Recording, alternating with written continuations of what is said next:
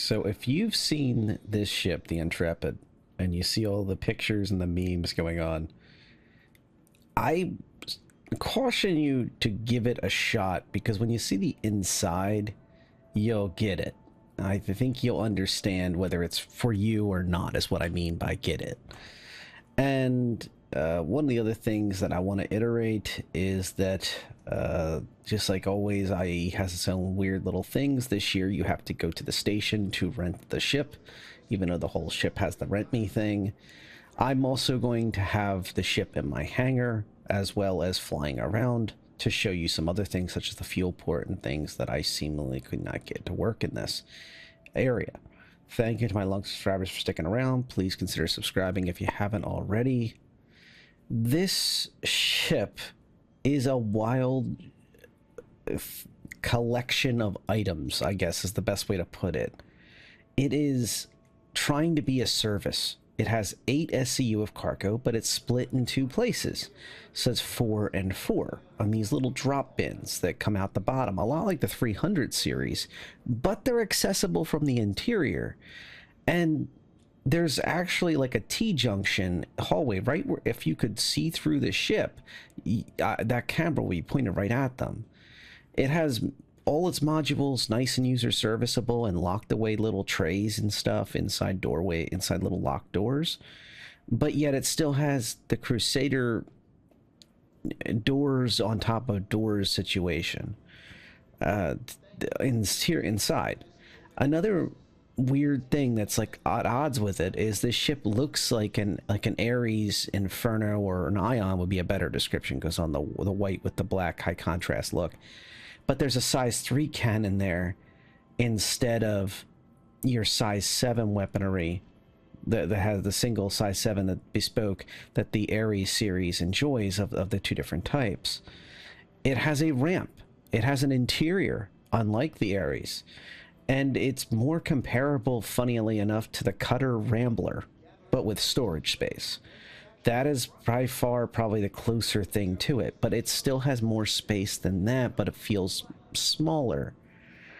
So when you get inside, there is this ramp style stairs, which I actually do like.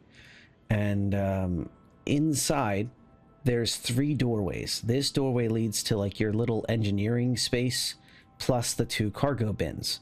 So both the cargo bins are adjoining the engineering space, and you can get in and out of the ship through the cargo bins, which I thought was actually quite neat.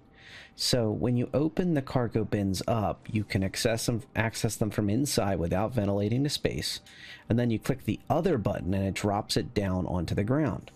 Now you have to crouch down, and then you go onto the bin, and then you have to go prone, but you can literally open it up and crawl out from this side of the ship, which I think is incredibly useful and fun, but also opens you up to a little bit of a security risk, and I'm putting that mildly. There are control panels for both of the cargo bins from the outside on the exterior. If it's not too rough of a surface, like rocky and stuff, where the landing gears can adjust, but the actual ship itself might have material blocking your access to the cargo. So if you're at a normal landing pad or relatively clear space, it's not a big deal. But anyway, you get inside, you go from prone to crouched, and then there's a lever up above your head, because right there, that's the lever that you need to get to in order to get back inside the ship. So you press that, and then you should crouch right afterwards, or your character kind of awkwardly clips into the thing, and then you get inside. So one of the things that is interesting is somebody already pointed that I did not do this, but somebody pointed out to me, it is possible to get yourself stuck inside the locker, or you can't get back inside the ship. But obviously they didn't know about that lever, because if you know about the lever, you can always leave, right?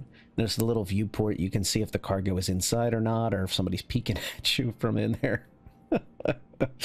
And then you can see a lot of your modules, as well as additional up in the front of the ship you'll see in a moment. But I do want to iterate that 8 SCU of cargo is split into 2 parts, 4 SCU a pop, and both of them are on these elevator style systems on the left and the right side of the ship. And even though the front of the ship is asymmetrical, the back of the ship actually it feels like a different ship. It is perfectly symmetrical. It actually is quite a looker from the back of the ship, but the front is the part that all the memes are coming from. So if you look at the ship from above, or you look at the ship from the back of the ship, from the aft forward, it looks great. It's just when you that front is hard to get past. Ignore the people partying a little too hard at IAE. Players tend to check out the new ship, and then especially in the PTU, and then they just log off ski. So here we have the area that has a coffee maker as well as 2 fridges, and then also it looks like a food fabricator in the top right. We still haven't really got any new updates, so that thing right there, and then to the left is the coffee maker. We still haven't gotten any updates on this about like exactly how that works and how, you know, how you load it up in the future and stuff, but the point is that it's there. You got the working mirror with a shower, toilet, sink all in one. You can take away things and add things just by clicking the buttons. And then you can see the heavy weapon, the 2-hand weapon pair, and then the 1-hand weapon, 3 slots up top, all in one, plus a suit locker. That is once again why I kind of call it the Cutter Rambler of ships. But instead of having only 2 SCU of storage space, or like the traditional Ramblers 4 SCU of storage space without the suit locker and without so much of this space, with 4 SCU, this has 8. So this is quite an interesting ship for a variety of reasons, but in particular I greatly appreciate the storage that it does embrace for the user. So it's an interesting ship. Like I said, I'm going to go in depth a little bit differently once we're outside of here. You can see somebody stole a relay out of the ship on the show floor already. And when you close these, there's these little windows to view things. I wish more manufacturers would do that, because I like being able to see the status of it, you know, if something's smoking or broken or something, without having to go to a kiosk to see what engineering is wrong. These are the new IAE shirts. I threw these in just to kind of show you what they're like. You can see they went with a simpler design this year for IAE, but the traditional white and purple, though, as your choices. And you'll note that, like, it's like a fat 1200 AUEC to buy a shirt, 640 or whatever to buy a hat. I do recommend picking those up at these type of things. Note the fuel slot is to the right of the staircase, and it is blocked when you have the staircase open. That is a little bit of a design flaw.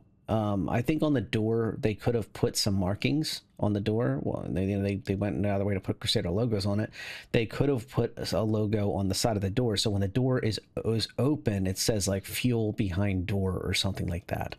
Would have been a nice little touch, but still, it's up to the owner to realize that the fuel slot is there, and they should be able to put 2 and 2 together. You can note the ship is a little quieter because I'm in my own hangar, and you'll see that it has that traditional spin seat, like the bigger brethren of the Crusader series. On such a small ship and at a perceived low price point, so we don't know the price yet as of recording, but a lot of speculation is out there. You know, people are throwing around numbers like 45, 55 USD. I'm a little on the higher side. I'm thinking 70 USD war bonds, 75 USD credits, something like that. Something that entices new players and backers, especially backers that just need a second ship, like a utility ship. This would be a very interesting ship, especially if you don't want to go crazy in size and price. This is testing out the size 3 weapon system. It additionally has some, I believe they're marksman's tier 1 missiles. They shoot just to the both the turret is to the right of the cockpit, as well as the missiles are between the single cannon and the size 3 cannon and the cockpit. I believe it only has 3 missiles. That's all that I could get to fire. That could be a glitch. That could be literally all it has. You know, we're very used to having a whole bevy of missiles of 4, 8, 10, 12. You get on the Connies, an infinite. I kid almost, but it almost feels that way sometimes. They have like infinite, just endless missiles for a whole multiple, engagement or two. But especially again, this is NPCs. But in this circumstance, it seems like it's very limited on its weapon system capabilities. It is focused more on its cargo running capacity, its ease of use, its subsistence, hygiene, bed logging capacity, with suit lockers and weapon racks for utility, all kind of packaged into this tiny little package. From the outside, this ship is not good looking, especially if you're not looking from above or looking from the back. But as I've already detailed, I'm not going to harp on that. But I think it makes up for quite a lot when you're inside the ship. And if you're okay with that, I think that's what matters. You'll note that there's a little bit of a PTU glitch here, where it's the test universe. It's a mid tier build, and this is the first build with this ship accessible on the 3.2.4.3 PTU. Where if you try to move that MFD on your right, you can accidentally power off the ship by hovering your F key over it and then pressing on the arrow in the bottom right of the MFD. And yeah, like I said, again, there's so much detail, and this is, if you're a third person flyer, or you are even occasionally flying like this, you admire the ship from back here. Look at those engines. Look at those fins. Look at those responsive landing gears that literally are just springing to life. They feel like they want to jump off the ground even when they're in space. From the direction of what your pilot will often see, it's quite a looker of a ship, and it's quick for what it is. You can note that it's like a 465 450 ms. It's steadily running at as I'm exiting Atmo of New Babbage, and I'm not just putting it through like, oh, here it is in a bright blue color in the dark or something. I went and found somewhere with light, and one of my favorite testing ranges. I like New Babbage for these areas because they have these unique style gigantic rocks I can use as targets for like practice, for like low fly, or my version of low fly. I know somebody in the comments will point out that they fly so much lower and regularly enjoy watching the ripple effects on the water without ever crashing, but this is what I'm comfortable with, low flying in the mist with a bunch of trees and rocks and mountains above my head. This is what I consider low flying, as, tucking in and getting to like 150 meters off the ground, a few hundred feet off the ground, and just kind of going for it. And this ship keeps me alive, so it passed my my regular flyer low fly test. Do I have a course? No, but you'll see it in a few more clips here. Basically, I'm having fun, and this ship is highly responsive. It comes to a stop very quickly. It doesn't have a lot of mass to throw around, which is nice for a ship of this size. It is able to maneuver and accelerate pretty reasonably. It doesn't consume fuel at a ridiculous rate. It does, once again, it feels like it's a cargo runner that's meant to go planet side. Crusader is traditionally famous for their C series, their C1, their C2, their M2, their A1, their A2. Traditionally are designed to go planet side, E1. All of them have big wings. They throw them in, and they're supposed to be able to have remarkable fuel efficiency and be able to get planet side in very efficient manners. This ship, I believe, is very good in Atmo, and that's why I went down here. I think this is truly a place to like really let it show its Crusader colors a little bit. It is not a tiny MSR. An MSR is far fatter than this thing, so to speak. And you'll note that the gun that's actually the gun running out of ammunition. It has to recharge.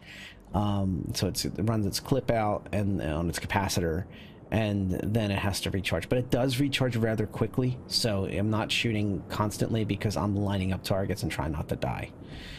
So, I'm picking these rock targets and trying to come up with them while I'm testing. The gun, because it's not just strapped underneath or above the cockpit, you're always going to have some level of like the convergence angle maybe set at whatever, but it's coming in from an angle. So it doesn't feel as intuitive as if it was below or above the cockpit. And it's not just off to the side, it's got some distance, like a non-symmetrical defender.